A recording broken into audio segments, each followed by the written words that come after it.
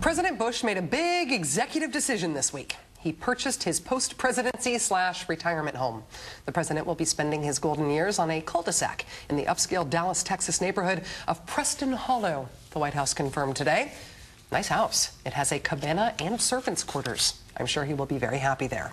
And I'm sure many will be very happy to have him there instead of in that other big White House he's been living in Washington recently.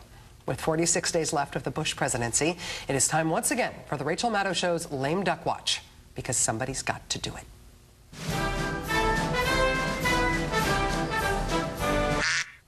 It is common for presidents who are about to leave the White House to get a bump in their job approval ratings. The last 3 presidents and 4 of the last 5 who departed at the end of a term saw significant rises in their ratings. President Clinton received a 9-point bump.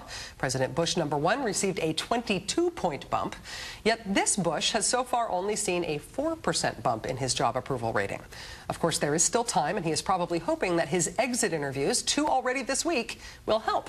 On Monday, President Bush kicked off what seems to be his PR legacy campaign with ABC's Charlie Gibson, and it continued today with NBC's John Yang. We've had a lot of fun in this experience. We had a lot of friends and family here in the White House, and it's been really a lot of fun. And it's been a fabulous experience, by the way. It's been fabulous. Fun and fabulous. Wow. Here, John Yang asks the president how things will be on his first day as a civilian.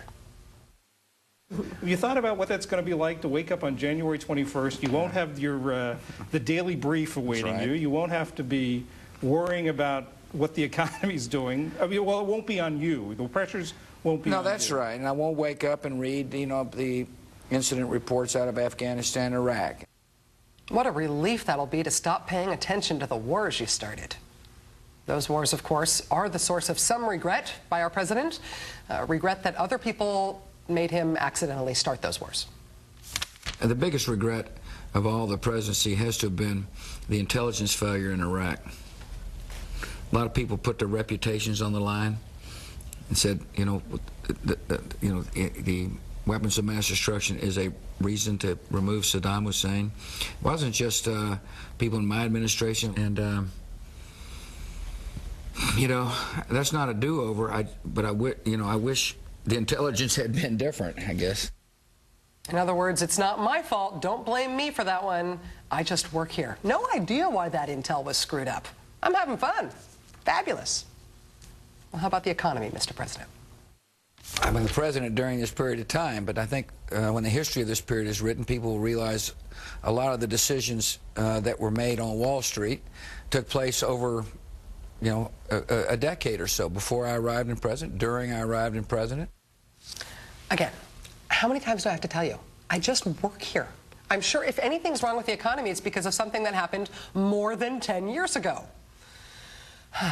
In the election, Mr. President, what do you make of the people expressing themselves at the polls at the end of your 2 terms at the helm?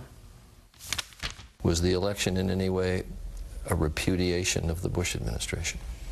I think it was a repudiation of Republicans, and I'm sure some people voted for Barack Obama because of me. Sure, some people don't like me. I don't know why. I just work here. But mostly it was those Republican people, whoever they are. Yeah, they got spanked this time. President Bush refuses to take responsibility for a single thing that went wrong on his watch. The worst presidency in at least 50 years, if not the entire republic. He just worked here, after all. The Bush Legacy Revisionism Project is in full effect, and I'm guessing his approval ratings will go up some during his lame duckitude, because they usually do. But if they do, I hope it is because he earns it somehow, and not just because he has accurately assessed our great capacity as Americans to forget.